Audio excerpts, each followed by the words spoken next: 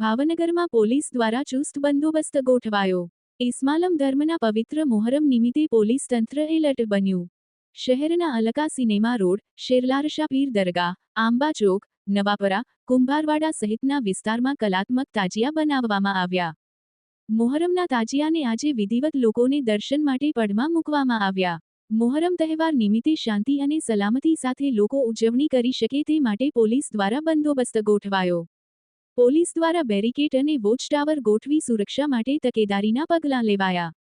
City DYSP સહિત તમામ ડિવિઝનના PI, PSI અને પોલીસ સ્ટાફ સાથે ફૂટ પેટ્રોલિંગ કરાયું। પોલીસ દ્વારા કોઈ અનિચ્છનીય બનાવ ન બને તે માટે તકેદારીના ભાગરૂપે પેટ્રોલિંગ સહિતની કાર્યવાહી કરાઈ। અજય બુદેલિયા, ન્યૂઝ 14 ભાવનગર। સર, મોહરમ અને રથયાત્રાનો પ્રસંગ આવી રહ્યો છે, પોલીસ દ્વારા કેવા પ્રકારની તૈયારી કરવામાં આવી છે? શહેરમાં જે આજે તાજિયા મોહરમનો જે ઉત્સવ છે, જે માતમ છે, એ અનુસંધાને શહેરમાં કુલ 34 જેટલા તાજિયા નીકળનાર છે।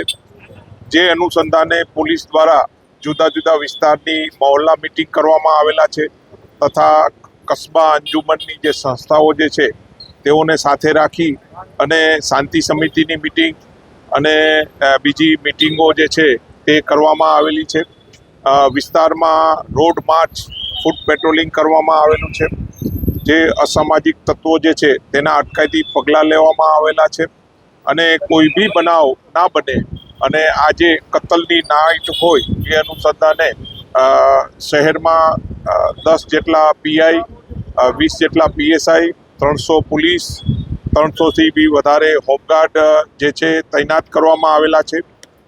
જુદી જુદી 25 જગ્યાએ બેરિકેડિંગ કરી અને વાહનોને જે છે ડાયવર્ટ કરવામાં આવેલા છે, જેથી કરીને આજે જે કતલની નાઇટ અને કાલની જે છે તાજિયા ઠંડા થવાની જે નાઇટ જે છે તેમાં કોઈ બી અનિચ્છનીય બનાવ ન બને તે માટે પોલીસ તૈનાત છે।